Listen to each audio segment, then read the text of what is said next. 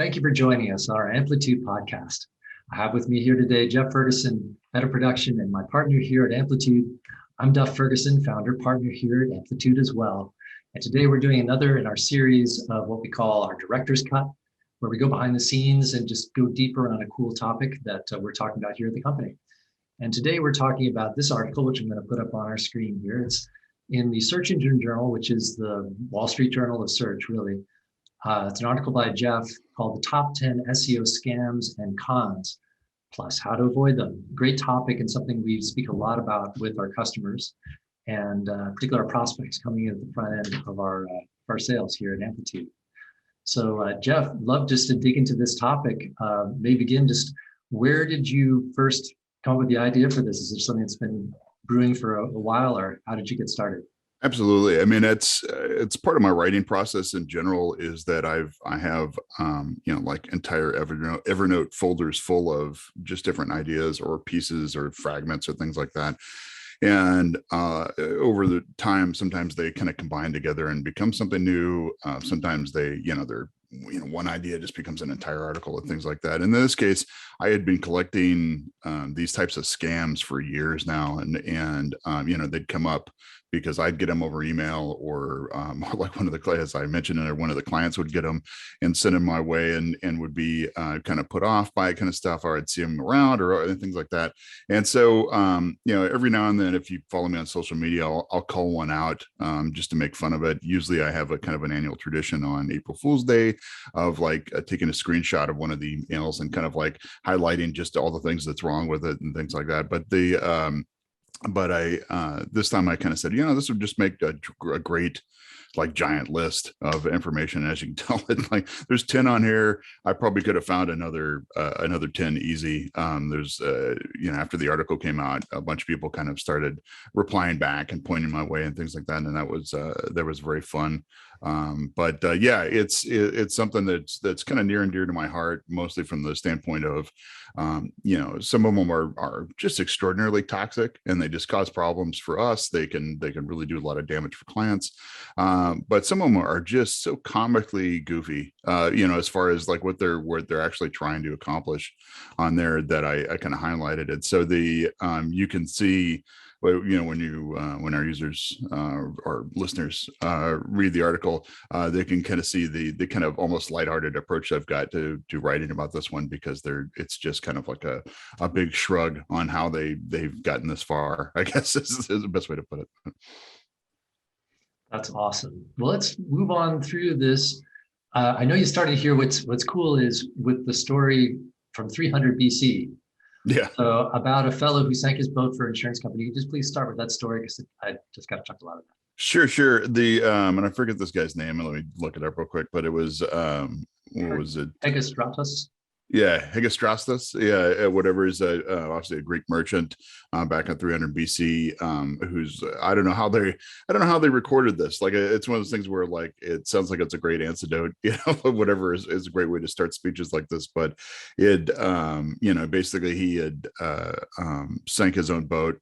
Then went back and tried to collect the insurance for it. So this is as far back as, as insurance existed, which I didn't realize it was, 300 BC is when insurance came about. But yeah, that was the first time they've got on record somebody actually, committing insurance fraud, basically, back in this time. And I just thought it was a really funny way to kind of start the story off in this one, because it's very similar, right? It's one of the things where, if you look back at history, for as long as there has been certain types of businesses, the scams for those businesses appear shortly afterwards. Somebody's always going to come along and figure out a way to make money off of it, or illegitimate money off of it. And this was kind of what my point was, is that I can remember, as somebody's that's one of the old men of the business when it comes to SEO, I can remember these scams showing up almost instantaneously, and that's coming from an industry that was very, very spammy to start with. If you're going to be really honest with things, there was a lot of, SEO's got this foundation of basically trying to trick Google. I mean, that was its deep dark heart back when it first started off, as this idea was it wasn't necessarily true optimization. I always remind people the the guy that actually coined the term SEO, or search engine optimization. The story he tells about like the first time that he used it in a sentence when he was talking to a client is like he went out and in that moment after he told his client he was going to do some search engine optimization, went out and basically did keyword stuffing and then changed it to the same color as the background. So like the first SEO thing ever, I guess, is according to this guy, was something that will get you kicked off Google these days. And so with that in mind, obviously SEO has evolved and it's definitely much more legit. It's certainly legit the way that we approach it, and especially in the fact that we love to remind people that that's really this kind of repackaging of existing tactics that most people should be doing anyway. But yeah, that's kind of the heart of this one, was that there's always going to be somebody that is going to try and basically try and sell you an easy way out on this. When it comes to a lot of stuff, there's going to be a trick, there's going to be something. In this case, a lot of them have to do with links and things like that. But yeah, that's kind of the heart of it, obviously. Well, this first one that you put in here, number one, is a doozy, because I get a lot of these kind of email inquiries in my mailbox too for a guest post on a high domain authority website, and saying this is really going to help you out. How much are you going to pay for this? Yeah, that's it's funny. One of the reasons I put it number one is because it's my favorite too. I particularly find it hilarious how often you and I, who are agency owners, it's like that's something you can easily look up where it's like you had to get that email from somewhere, right? We're agency owners. Sometimes they even go to the trouble of mentioning our own site. They go like, hey, we love what you're doing over there in Amplitude, we'd love to do this kind of stuff. And you're gonna go like, hey, if you loved us and you actually looked at the website, you wouldn't have sent us this because you should have known better. We're a legit SEO firm. We're not going to do this kind of garbage. But yeah, so the first one in here is kind of a combo. It has to do both with link building / guest posting, but the heart of this one, I guess, is this idea of basically making it about high DA links or high domain authority links, all right? And you probably heard me do this rant before, and maybe the listeners haven't this time, but obviously domain authority is something that was invented by the tool company Moz, and it's something where I think they had the best intentions at heart when they first came up with this term, or this metric, rather, whatever it is, and it was based on this idea of they had seen some data that really wasn't being answered by any of the other ranking signals that they could track properly. So it was this emergent property, something that was basically came in between the cracks, the classic kind of 1 and 1 equals 3 type of ability where all the things working together is causing something. In my opinion, they mistakenly named it authority, even though it has nothing to do with authority. Everything that we know about the word authority and how Google looks at it and things like that actually ties back to links specifically. But meanwhile, like Google has come out just over and over again, basically saying there's no such thing as domain authority when it comes to them. They certainly don't use domain authority, capital DA. They don't use, but they also don't use anything like it. And that's something that, multiple, Gary Isles and John Mueller and Martin and all the people over there have said it over and over again, where it's just not a thing, right? I do point out in the article that Google does have several domain level ranking signals that it does look at for things like quality and a few other things, and those are noted, and Google's been very open about those types of things for the most part, as open as they can be, obviously, but it's something where authority just isn't one of them. So the concept of Google looking at all of the links that point to your entire website as a whole as something that gives you authority just isn't a thing, right? However, Moz created this metric that's called domain authority, and it's a very comforting metric. It's one of those great vanity metrics where you can look at it, you can see it go up, you can see it go down, you can see it move around, whatever it is. It's something that it makes it really easy to sell certain concepts and to basically show that work is being done as far as most people are concerned. But it's really a fantasy. Right. When it comes right down to it, it's not, we're not even completely sure what DA is really measuring, what factor it has to do with it. Multiple people, including a statistician I worked on, with another article last year, really pointed out how weak the correlation is for domain authority. So it's something where when people like this come along and basically said, hey, look, will sell you high DA links or guest post on a high DA website. They're really selling you a fantasy, and it's a really effective fantasy because, again, it's a nice high number. It's something you can say, hey, look, it's got a 50, it's got a 60, it's got a 70, whatever it is. And it goes, oh, it's powerful. We can prove it, whatever it is. Sometimes they even tie it to specific educational institutions. I think you and I got one from Harvard once, which was really ridiculous. Yeah.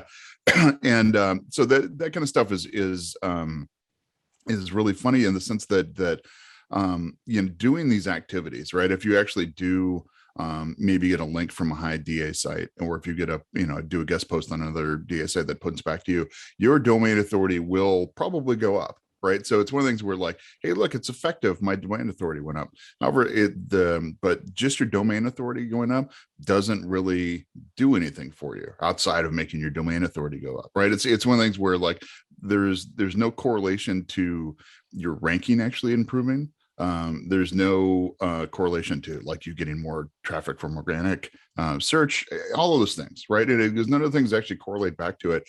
It's but you can see a number move, right? And that's one of those things where, if you're really desperate and your bosses are looking at domain authority, whatever it is, this is a way to spike it, right? You can actually get it to go up. And this question comes up on Core all the time. People go, like, how can I improve the domain authority on my website? And I go, oh, it's easy. Get links from other high domain authority websites, right? And I go, that's how easy it is to hack this metric, is just, you can just get them from there. And so these spammers, these con artists that are actually selling these types of links and these guest posts know that. They know what it is. And some people that buy them are in on the gag. They know that they're intentionally just moving that number around. Some people, though, just have no idea. For all they know, they've been sold a bill of goods on what DA can actually do for their site, not realizing that, a link from a high DA site that has no relevance and no real authority from the page itself really isn't going to do much for your, for the web page that's linking back to. And even worse is a blog post on a high DA site that is actually, in and of itself, has no authority. So the page has to have the authority to be able to pass authority, just the website doesn't. And it's not like harvard.edu is going to point towards this one blog post that you've kind of secretly hidden in the cracks over at the Harvard, because it's on their Canvas site or whatever it is. It doesn't have any authority of its own. So, like, just doing that, again, may goose your domain authority, but it itself really isn't going to help you with ranking or anything along those lines. So it's like a bunch of wasted money. It's a bunch of wasted effort. The only people that are really profiting from this type of activity are the spammers that are selling this type of stuff. But it's apparently a good one. I mean, we see people selling these links for $300, $400, $500 on instance. Same goes with the blog posts. They'll make it sound nuts. And they'll go, like, hey, we'll let you write whatever you want. You can do whatever. And people put a lot of effort into this stuff, and it's ultimately, it really doesn't do anything true, right, that you really want to do. So stay away from that one. Stay away from that for sure. Big toxic one for sure. Well, then here's something that's somewhat related, is the what you call the link bait and switch. Mm-hmm. So tell us what you mean by that. So I kind of really honed in on this one somewhat really a couple of years ago, and I've seen it over times, but I really didn't kind of pulled together exactly what was going on until somewhat recently. And we were actually doing some link building for Amplitude. And it was after I put my blog post up that was how search engines work. And it was a big goal of ours to get this one to rank on the first page. We're still working on it. It's got a lot of competition, so we didn't expect it to happen right away. But one of the really solid tactics you can do for link building is to go through and see who's actually ranking on the first page for the search term that you're trying to conquer. I guess is the best way to, you can say steal if you want, but it's conquer. And you look at claim, claim your place in the throne, whatever it is. But basically you go through and you look at it, all the other people ranking. You can get their link profiles. This is easy enough information to get through Moz, through SEMrush, through a bunch of different types of sources to it. And then you go through the effort of actually reaching out to these people that are linking to those top ranking pages and basically said, hey, look, we noticed you linked to this page. We think we've got a better one. Ours is more up to date. It's more accurate. It's more everything. That's basically what it was. And so we did that. And as we're going through this process, we had a lot of great responses. There was a ton of people that did say, yeah, we did notice that's completely out of date, or it's wrong, or whatever it is. We'd love to do that. And it changed back over. However, during this process, one of the types of responses we're getting back were people basically going like, hey, yeah, we definitely linked to that site. Thanks for reaching out. That's a paid link.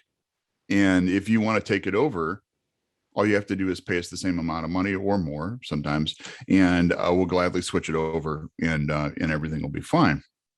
The thing is that the people that they're talking about, the websites they're talking about, 9 times out of 10, I would guarantee aren't doing any paid links, right? They're not going out. So I may not have the biggest love in the world for Moz as a platform, but they're not buying links. Like I can just guarantee that, right? It's not something they're really in the business of doing it. If they were ever caught doing it, the shame would be insurmountable, right? It's one of the things where like they would just get thrown out of everything. That's just kind of where it lived. And same thing goes with everybody else who's on the first page of that results, because we're talking people like SEMrush, some of the largest agencies in the world. The BBC is one of them. So like all these people are giant players that certainly wouldn't be buying links from this type of thing. So you just immediately go like, well, then what is this guy talking about? Right? There's no way possible that it's happening. So after a while, you can like it goes to it. I get it. What they're doing is they're clearly linking to it. They know they're going to show up in a link profile when somebody does this level of research.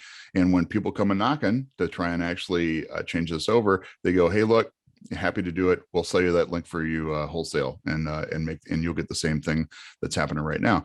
Of course, you turn them down, right? One, buying links is just bad. It's always going to be bad, no matter who you do it for. It doesn't even matter if you think one of your competitors is doing it. Still don't do it. Google ignores them for the most part. It knows how to recognize these from a mile away, especially if they don't have all the authority that they're supposed to do. So it's just not worth the effort to do this kind of stuff. But it's one of the things where it's really alluring, as you can imagine. It's like if you were told, hey, look, Moz is doing it, you should do it too, right? I mean, you can imagine somebody that maybe doesn't have as great a grasp of what's going on with this thing would be lured right into this and say, well, wow, it's good enough for Moz. If it's good enough for the BBC, why not do it? I guess I can do this kind of stuff, but it's not. They're not truly doing it. It's a total scam. Total scam. That's number 2. Yeah. Yeah. Well, let's talk about number 3. So somebody friendly offers you a free guest post for your website, free content. Content is great for SEO. Mm-hmm. So how can this be a scam? So it's funny. I have to be careful with this one because there are honest to goodness instances where somebody will reach out and want to do a guest post on your website. That's totally fine. Guest posting in of itself isn't toxic. But sometimes it can be used for toxic purposes. And that's where you have to really be careful with this type of stuff. The deal in this instance is you just have to be careful. Like if somebody will write something, one, find out who they are, where they're coming from, what their actual motives are. They may give you a nice song and dance about the fact that like, hey, they're just starting off as a writer and they're trying to basically just get some more things in their portfolio. It's a very typical song and dance. It could be that they're another company that's just trying to get some leverage and they're trying to get a link and things like that. And that's really legitimate. Like that's really the reason why guest postings are supposed to work, right? However, what sometimes happens with these is that when the post comes over, they will embed a link to something that's completely irrelevant. And it's usually because they're counting on the fact that people don't necessarily read all the details of the post itself, and so they don't realize that like, hey, there's probably some stray mention of something completely irrelevant, or sometimes it feels like it's kind of irrelevant. It's kind of relevant. Maybe they'll talk about a piece of software that's used in the right industry or something along those lines. But in reality, what's happened is that you've basically accepted a piece of spam when it comes right down to it, and you've incorporated it on your blog. And in and of itself, it's one of the things where like it makes you look bad because you've got really just unworthy content to it. Google will most likely just ignore it. They'll probably ignore the content itself too. But if you do it enough, Google can target you and basically said like, well, you've just become a blog hub at this point. Like you're basically just a hive of spammy links, and your overall quality for your website will get taken down as far as Google is concerned. So you just have to be really, really careful with stuff. So if you do take guest posts, read them over, get really detailed about it. Make sure you scrub them, look at all the links that are inside of it. If those folks that are reaching out to actually offer you these guest posts, if you want to say yes to them, just get back to them and be really specific and said, hey, happy to do this. However, you get one link back to your company, and that's it. And usually you'll never hear from them again if they're illegitimate. So keep an eye out for this one. It's a little extra sneaky. Yeah, and definitely writing your own content, like you said here in the article, makes a lot of sense in that context. Obviously, just do it right and do it yourself. That's the best way, like doing your own stuff is always going to be the best way to do it. Same thing goes with like, link building or, which is basically public relations or creating your own content. If you really do need help on the content side of things, hire a great copywriter and give them direction, and specifically have somebody that can learn your industry and actually put together something that's worthy of being on your website. Yes. But yeah, don't just take it as like, we don't have enough content, let's do this and we'll fill it up and we'll make it look cool. It's not worth the effort. Yeah, people are on your website because they authentically want to hear from you, and not some random person who's writing something content for your website. Yeah. So this next one, your number 4, is really interesting. Somebody comes and says, I've got a great proposal for you. I can get you guaranteed rankings on Google. So what's the scam element of this one? Yeah. So the funny thing is one, be very wary in general of anybody in SEO that guarantees anything, right? It just whether or not it's rankings or just results or anything, I think it's not that type of platform. I mean, obviously there's instances where, even we do it on occasion where we can, guarantee certain amount of results or your money back. Those kind of things. And that's something where you can certainly understand it. There's certain contract things that you can build into it to make sure that like, hey, look, we let's set a target or a goal. And if we don't get to it, you get a discount. We're very performance oriented. It's something that's pretty common. What this is really talking about is really specific guaranteed rankings. But where the scammy part comes into it is that the SEO firm dictates exactly which terms they're going to rank for number 1, right? And because that they've got all the control over winning this success. And usually what they do is they pick some terms that are very low competition. They're probably very low interest, but they sound relevant enough that where they sound like they're important. And so it's never going to be for the big terms that you really want. It's not, if you're selling shoes, they're not going to tell you they're going to get you to rank number 1 for shoes, right? Like it's just not going to happen for that one. I remember Popcornopolis was a client of ours for years, and they constantly used to get people writing in saying, hey, we're going to make you number 1 for popcorn, whatever it is. And after a while they stopped asking, but they, it's one of the things where we said, I'm like, you don't want to rank number 1 for popcorn because you sell gourmet popcorn, and people that are searching for a big generic thing like popcorn don't know what they're looking for. You don't know if they're looking for recipes, whatever it is. It's not the thing you want. But for the most part, like this guy can't do it, right? He's never going to be able to do this stuff. But what they would do is some weird popcorn term that was just next to it. For some reason, there was one called mushroom popcorn that they would say, oh, we want to rank number 1 for this one. And mushroom popcorn is just a description of like the fact that when a piece of popcorn like blooms, it looks a little bit like a mushroom. That's where that term comes from. And it's but it has nothing to do with anything, right? It's one of the things where like I remember we actually ranked pretty well for the term, and we'd get traffic from it, but never any sales, right? It wasn't anything that was actually worth anything for whatever it is. Usually people that were just looking like, well, what is this, this term? And then they'd come to the website and then they turn around and leave. And so it was near worthless traffic. Maybe you get a little brand out of it, but it is what it is. But these people are basically doing that type of activity. They'll find some just completely weak term that does nothing for you. They'll get your website to rank for that term, and then they'll come back and say, look at all this great ranking we did for you, right? And so that's the real scam of this one. I'd have to say this is probably one of the oldest on the list as things go. I think the idea of promising rankings or guaranteeing rankings is probably I've seen the longest in my career of SEO, and it's something where obviously it's not going away. You still see it come over, and so if you want to avoid it, one, just avoid people that spam you that are looking for new business, right? If they've got a massive list and they do kind of send it to it, you don't want to do business with them anyway. But it's one of the things where, if you really want to push back on this one, and just kind of catch them at their own game, kind of push back and say like, great, we need you to rank for this, this, and this, and be really specific, and you'll see them ghost you immediately because they can't do it. It's not the way they actually work. That is good to know. Yeah, guaranteed rankings. I don't know. That's not a thing for SEO.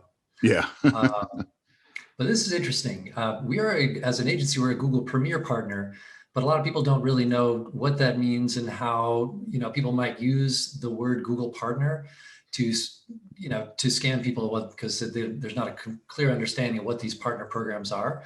So that'd be a good one to chat about right now. Like what is the difference between a Google partner, Google Premier partner, and why is there no partner program for SEO with Google? Got it. Yeah. So the partner program has existed for a long time, and it's something where you can become a Google partner if you work in Google Ads, or Google AdWords, right, is what it was for years. And it's something where to become a partner, you have to take a bunch of different specific certifications. You've got really specific requirements on the amount of AdWords that you manage, as far as when it comes to the amount of money you manage for it. It's usually hundreds of thousands, if not millions of dollars for the higher levels to it. You have to have, so many sites in your stable. In our case, we've got several in our MCC, several dozens at this point. And so, there's rules to become a partner. It's not something where Google just kind of hands it out to anybody. It's not even just for taking the test. If you just take the test, you're actually just Google certified, but it takes a lot more to actually become a Google partner. And if you do several more things, if you do more tests and more of your organization is certified, and you're managing even more money, and you've got a lot of other boxes that need to be ticked on this one, you can become what's called the Google Premier partner, which is what we are, obviously, and that means you're actually part of the top 3% of agencies in the partner program in the entire world. So it's a very prestigious ranking. It's something that I know I'm very proud of, that we've got the agency up to this level. So the concept of being a Google partner is very much a real thing. What isn't a thing is there's no such thing as being an SEO partner or organic search partner for it. Google just doesn't offer it. It's not a real thing. And, it's one like why they don't do it. I've always kind of said is because in reality, Google doesn't believe in SEO, right? If you think about it, what Google's really telling you to do when it comes to SEO are things that you really should be doing. Like they're basically saying, hey, look, your site's supposed to already have content on it. It's supposed to be built properly. Getting links is just the way the web works. We're not asking anything for really anything crazy here, right? Whatever it is. The fact that you guys got it together and started calling it SEO, that's fine, right? But it doesn't mean it actually exists as far as we're concerned. So that's why they never bothered to do it. Now, obviously, saying it doesn't exist is kind of silly, because Google has resources on its page for working with SEO partners, and they've obviously got a John Mueller and Gary Isles and a bunch of other people over there regularly talk about SEO during their office hours and things like that. So it's not like it just purely doesn't exist. But the reason why I don't think they've ever offered a certification for it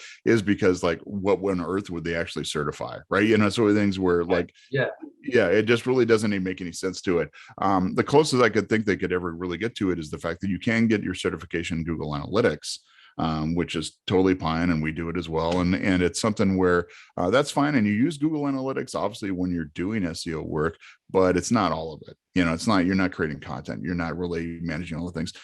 You would think, if anything, there maybe you could be certified in knowing how to use the Google Search Console, but that's kind of silly. Like that's just that's really just a tool on how to do things. And so, yeah, it's not something that exists at all. But what you will see a lot of times, and again, it's usually from outreach emails, or sometimes you'll even see it in ads and a few other things. It'll be on people's websites, all kinds of things like it, where they basically said, yeah, you should trust us for SEO work. We're a Google partner. right? They may very well be for AdWords, or ads rather, but it's not something that you can actually be for SEO work. So it's just a scam. It really kind of plays the idea that there's some kind of implied endorsement from Google, on this front, when that just doesn't exist. That's very scammy indeed. And that brings us then to number 6, which is certainly related.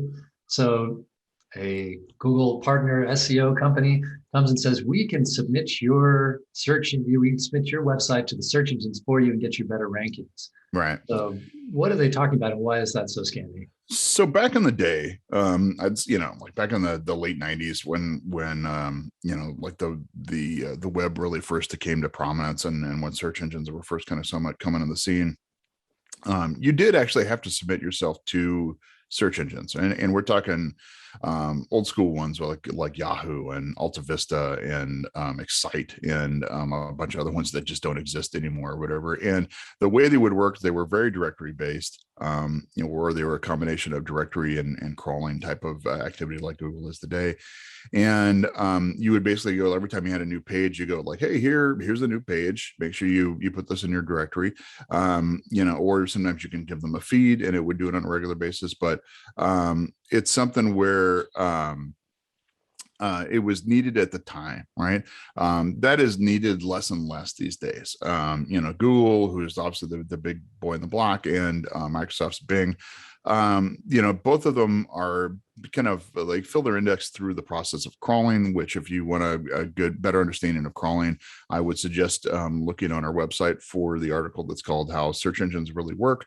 And I give a really just deep dive on how that whole process works. But through crawling, so basically they will discover you when they're good and ready, right? And you can do a few things to make sure that Google sees it maybe a little bit faster.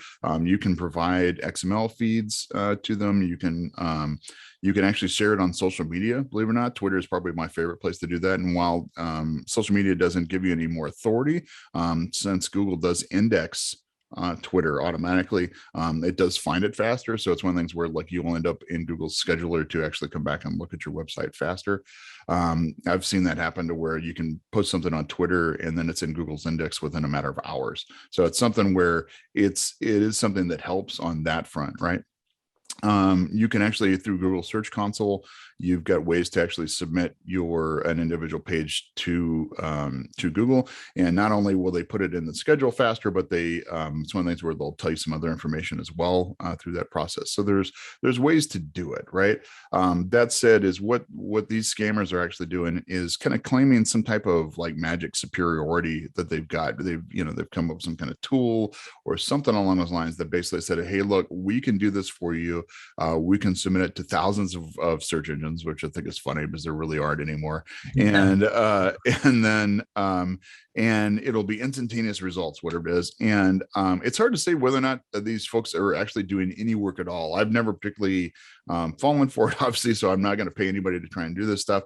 But it's hard to find somebody that's actually gone ahead and bought the service from somebody to actually show up on these types of things. But in reality, you're going to be paying for something that really isn't needed in the first place, and most likely could possibly damage things. You could end up on a bunch of websites that actually you don't want to be on, for that matter. So it's something that could be a little toxic in the process. Another caveat on this one is that there are services out there that will submit your website to a lot of the local directories. And that's one of the things where this is something that's real. It's useful. It's a big time saver, especially if you're just a small business and you don't even know where to start with this kind of stuff. I know that's something we've done with clients every now and then as a process, because it's something that just it's such a big bunch of grunt work to do this kind of stuff that you've got to return postcards, you've got to do all these exchanges and things like that. Yeah, so it's one of the things where it's there, that exists, it can be useful, whatever it is, but it's not what this is. This is something entirely different, where they're basically trying to make it sound like they're doing something when they're really not. Yeah, don't fall for that one. Okay, so now number 7. So this is the kind of classic sort of generic inquiry of just, we noticed your website stinks. It's not ranking for these important keywords that every company in your space ranks for, something very generic like that. So what, maybe it's obvious, but what's the scam there? Yeah. So yeah, obviously, yeah. This one's a very obvious one from a scam standpoint, but it's really appealing to people's fear that they're not showing up in the top spot or for the first page or whatever it is, and maybe they don't even understand that they may be ranking well for it already. Like they just don't even know one way or the other, or maybe they kind of fall for it from the stance of kind of like, did we stop ranking for something? I haven't looked in a while, or is this something where like I haven't touched SEO yet? It's something that I just haven't got to. Thank you for reminding me that I suck, right? So it's that type of appeal, and as you can imagine, it's very effective, right? It goes right to the heart of people's fear and like, yeah, it's a big FOMO thing, right? But it's also like the majority of people's lack of understanding of how search engines work, right? And it's something where because Google is just a big mystery, and people use Google every day, like most of the planet uses Google every day, but it doesn't necessarily mean they know how it works. Right. They just know that it's something that where you can put words in and it gives you websites back. They don't know how all the magic happens behind the scenes. And so when you're a business owner and somebody comes at you and basically said, hey, look, you're not ranking for the terms you should be ranking on, you panic and you reply back and say, please, yes, thanks for bringing this to my attention. Please help us. We have no idea what's going on. Right. And again, you fall for it. So there's instances where these people might be legit. They may actually provide some real services for you. They may do a technical audit. They might build content. They may do link building. Who knows what they're really pulling off. The thing is that their approach is very spammy, right? It's something where, again, it's all based on fear, and it's nothing that any legit company you really want to be working with should be doing, in my opinion. That makes sense. Okay, so moving on to number 8. So you get a robocall or something from what sounds like an official Google number saying, this is Google, your listing is about to expire, call us right back on this number and we'll process your credit card payment right away. So is this really Google calling? Yeah, of course not. Yeah. So Google doesn't call people. Well, that's not true. Google, if you're a Google Ads user, Google will reach out on occasion and basically said, like, hey, look, we noticed you're spending money with us and we'd love to help. And there's a way to kind of help this kind of thing. So that's a very real thing.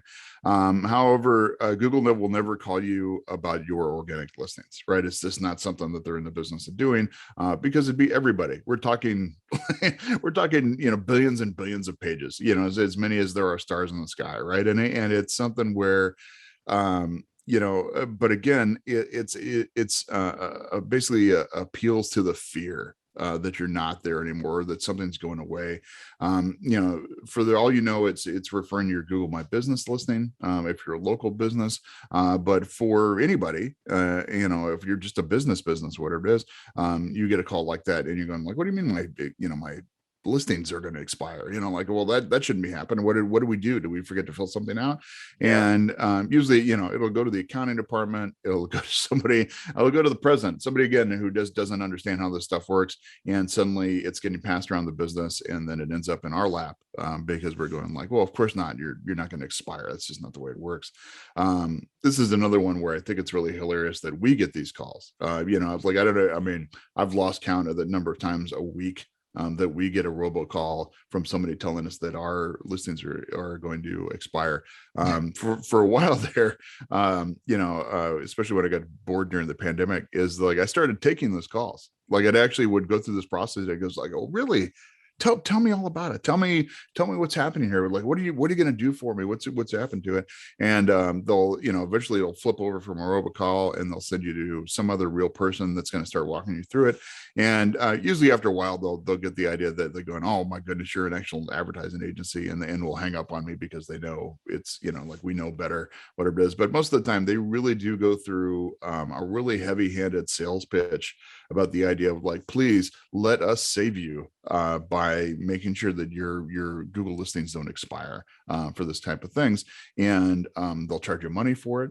Google will never charge you money for organic listings. It's just not the way it works, or anything associated to it, right? So that's usually the first scam, right? And it's just like a lot of other scams that are out there. Like the IRS will never call you on your cell phone and demand gift cards. Like, it's just not the way it's going to work.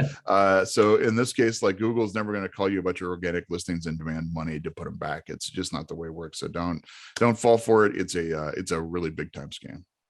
Gosh, what do they think of next? Well, I know what they're going to think of next, because it's here, number 9. You got an inquiry from a company that says, I'll give you proof of how good we are at SEO, because we rank number 1 for best digital agency in Compton, California, catering to older Americans. Yeah, well, like this. Walla Walla, Washington. We're the number 1 SEO for top SEO firm, Walla Walla, Washington, right? So it's number 1 ranking. Like, why is that so important, or not? Yeah, exactly. Yeah. So again, this really appeals to people's lack of understanding of how search engines really work, and how the ranking systems work and things like that. So, but maybe people do know enough that it's important to be number 1, right? That's something that they can really get their mind behind and go like, well, if this guy got number 1 for that, I mean, I can imagine he can do it for us as well. And that's the entire jump on this one. But in reality, what this person is usually done is that they've picked a really weird term. And this is very similar to some of the other things that you've seen earlier on this list, but they picked a really weird term that is easy to rank for. It's usually got low competition. It's probably got low volume on it. It's near worthless as far as an actual term goes, but it's something that they can point out and highlight. Hey, look, we've conquered the top spot for this one. We are an SEO badass. You should trust us with your business. And I still see this one. I see it quite a lot. I see it in not only in outreach emails that we get and that clients get. I actually see it in SEO forums, right? So I will actually see this in discussions on Reddit. I will see it in discussions on Facebook, and even on Webmaster World and things like that, where people will come up and they will, basically, start measuring their trousers and in a way to kind of prove that they're really the best in the block kind of stuff. And said, yeah, this is how I'm great, is that we rank number 1 for this term, right? But it's always a sham, right? It's one of the things where if it's a worthless term, it's the easiest to get up there. All it would take is a little bit of content and some basic inbound links, and making sure your website passes the most basic of requirements to kind of conquer these terms, and then they're number 1 and you can point to it, right? But it's one of the things where if you really want to challenge these folks back, ask them how well they're doing on something that would actually be tough. Like in our case, we're obviously a Los Angeles based firm. We're not going to rank number 1 for advertising agency Los Angeles, right? That is a giant conquering, right? We're a digital firm, so we're not as big as some of the other people that are here in LA, which there's a lot of advertising agencies in Los Angeles. Even trying to take the spot for PPC agency in Los Angeles or whatever it is would be a ridiculous amount of work. On the link building side and all the other types of things to it. And that's really what you're looking for, and sure, maybe this company is basically said, well, look, we rank number 1 for PPC agency in Akron, Ohio, or something like that. But again, really do your homework and go back and say, like, well, how often does that get searched? What's the competition for that term? And usually you'll see them start stuttering on the phone, because you basically caught them at their own game. Sad. All right, well, then that brings us to number 10. And this is something that we hear a lot about as well, is price is too good to be true. Yeah. SEO, if we have to try to do special tricks, we know things that other people don't know, and we can do it for really cheap and get it done for you, get these number 1 rankings. Maybe again, the scam is obvious here, but how can you tell when prices are too good to be true? So I'll put it this way, right? And obviously I don't want to get into too much into a heavy discussion on pricing, but I will basically say that, like, the work that's associated with SEO, whether it be all the technical work for upkeep, whether it be the development of content, whether it be like the PR style work to get links and things like that, is work. And it's a lot of work, and it's the type of work that still requires a lot of human interaction. right? It's not something that you can really truly automate. There's a lot of tools that can automate things around SEO when it comes to like keeping track of things and tracking, like maybe where your rankings are or what's up with your website and things like that. So that can really help speed things along. But whenever it comes down to it, when you actually need to fix something, or you actually need to write something, or you actually need to do the legwork to get a link, it's work. It's a lot of work and it takes a lot of time, right? And because of that, it's rarely going to be cheap. It's like, we obviously don't want to reveal too much about our pricing on there. Frankly, I think we're fairly reasonable for the task on this stuff. Yeah. But that said, cheaper than some, more expensive than others. I guess is the best way to put it. But if somebody comes along and basically says, look, we can do it for you, like if you're talking like, hundreds of dollars, like sub thousand, right, over it is. And it's per month to do this kind of stuff. And they promise you the world. They'll do all the things. They'll write content, they'll link build, they'll fix issues, whatever it is. There's a very good chance that they're overseas where they can control the pricing for labor. But it's also one of the things where they usually lack the ability to really control quality.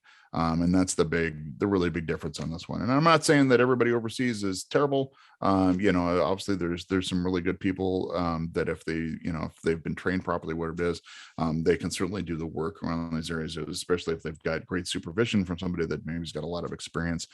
That's not the way we like to do it. But obviously there's firms that kind of make that work. But that said, even then, they're still going to charge you a reasonable amount of money for the work because it has value. It's something that actually does take just a lot of work to get this type of stuff done. So if it's one of those classic buyer beware things. If it looks too good to be true, it probably is. Just be really, really careful with this type of stuff. This one's really squishy, and I know it sounds like it is. It's one of the things where, people would want me to give like a specific number, and I try and say like, yeah, if it's this low, it's probably not cool. But it's one of the things where, again, it's all about getting what you pay for, and it's really alluring to pay for that, especially if you're a small business that doesn't have a big budget for this type of stuff. But in the end, you're better off doing it yourself than paying some of these hacks to do it for you, because there's a really good chance they could actually just goof something up. Yes, I mean, it's certainly in our work and amongst agencies we work with, it's very common to see firms spending several $1,000s a month, I'd say, on SEO for an extended period. And the goal, of course, is to have that come back and increased revenue, increased sales. That's clearly attributed back to organic search. So it's an investment that's made specifically not just for vanity rankings, but for real hardcore results. So I just love with this subject here, Jeff. I think that hopefully it's going to help a lot of people just be able to delete some emails without being guilty about it and get some better help. Is there anything else you'd like to just say about this in conclusion? Just be careful out there. I mean, it's one of the things where there's people out there that can really help with this type of stuff. Obviously, if you're one of our clients, you feel free to forward it to us and just kind of say, hey, is this legit? Is this a real thing? Whatever it is. And we're still happy to answer them. It's something where if you're don't have an agency and you're just kind of saying like, hey, is this legit? Is this a real thing? There are forums out there. If you're up on Reddit, if you're up on Facebook, there's some of them that are literally called like dumb SEO questions. It's some name of some of these forums, right? And it's legitimately designed for this type of stuff. There's all the people that work for Google that are on Twitter. There's tons of people on Twitter that just work on SEO for years, like myself. So if you wanted to follow me at Count Zero, I occasionally highlight one of these, and you can always write and ask, like, hey, is this a thing? Whatever it is, and I'll point out like all the reasons why it's not a thing, and usually tell you how to protect yourself from it going forward. But it's something where there's help out there. Just be very careful with anybody that tries to email you something with hopes and dreams and something that you can do it, because it's most likely just going to come back and bite you. Very wise words. Thank you very much, Jeff. Head of production here, my partner at Amplitude Digital. I'm Jeff Ferguson, founder and partner here at Amplitude Digital. Thank you for joining us for our Director's Cut. Today we were talking about this article from the Search Engine Journal called The Top 10 SEO Scams and Cons, How to Avoid Them. Definitely check it out and all that great content at the Search Engine Journal. Please stay in touch with us at amplitudedigital.com and get in touch if you'd like to discuss your own digital growth plan. We'd be eager to talk with you about it. So thanks again for joining us and have a great day.